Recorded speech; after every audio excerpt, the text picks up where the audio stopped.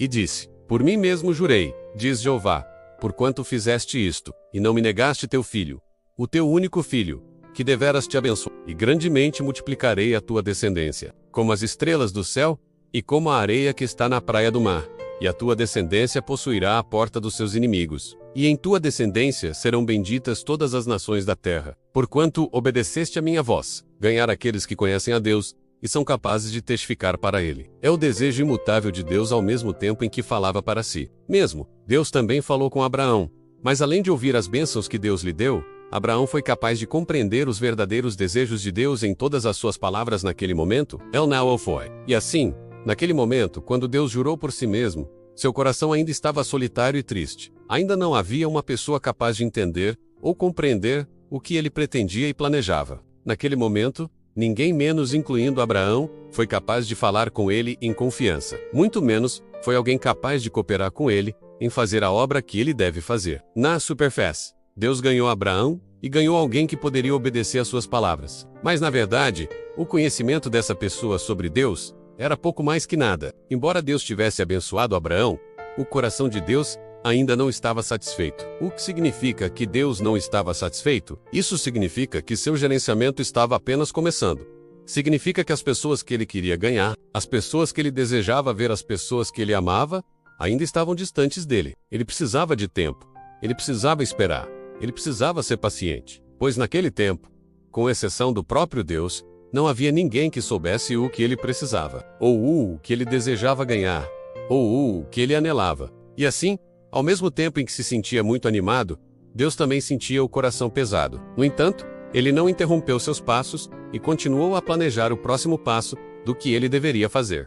O que vocês veem na promessa de Deus para Abraão? Deus concedeu grandes bênçãos a Abraão simplesmente porque ele ouviu as palavras de Deus.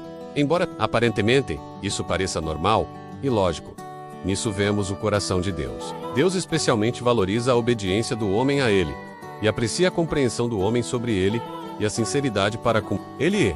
O quanto Deus aprecia essa sinceridade. Vocês podem não compreender o quanto ele aprecia isso. E pode muito bem ser que ninguém perceba isso. Deus deu a Abraão um filho, e quando esse filho cresceu, Deus pediu a Abraão que oferecesse seu filho a Deus.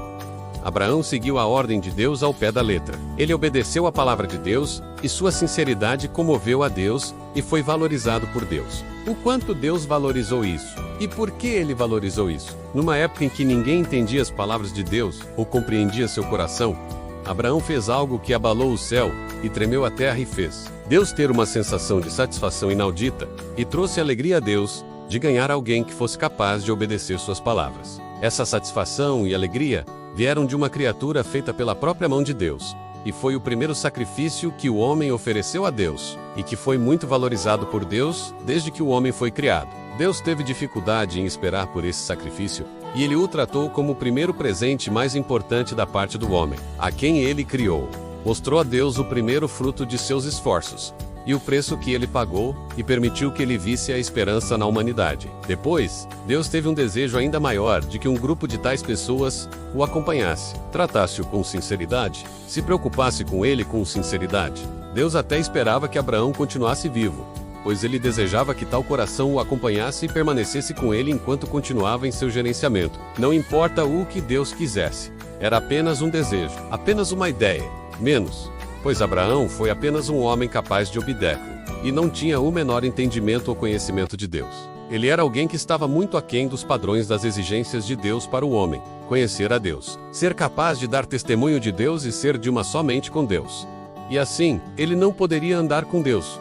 Deus viu a sinceridade e obediência de Abraão na oferta que Abraão fez de Isaque, e viu que ele havia resistido à prova de Deus sobre ele. Embora Deus aceitasse sua sinceridade e obediência, ele ainda era indigno de se tornar confidente de Deus, de se tornar alguém que conhecia Deus e entendia Deus e foi informado do caráter de Deus. Ele estava longe de ser uma mente com Deus e fazer a vontade de Deus. E assim, em seu coração, Deus ainda estava só e ansioso. Quanto mais só e ansioso Deus ficasse, mais ele precisaria dar continuidade ao seu gerenciamento o mais rápido possível e poder selecionar e ganhar um grupo de pessoas para realizar seu plano de gerenciamento e alcançar sua vontade o mais rápido possível. Esse foi o forte desejo de Deus e permaneceu imutável desde o começo até hoje. Desde que ele criou o homem no princípio, Deus ansiava por um grupo de vencedores, um grupo que andasse com ele e fosse capaz de entender, compreender e conhecer seu caráter. Esse desejo de Deus nunca mudou, independentemente de quanto tempo ele ainda tem que esperar.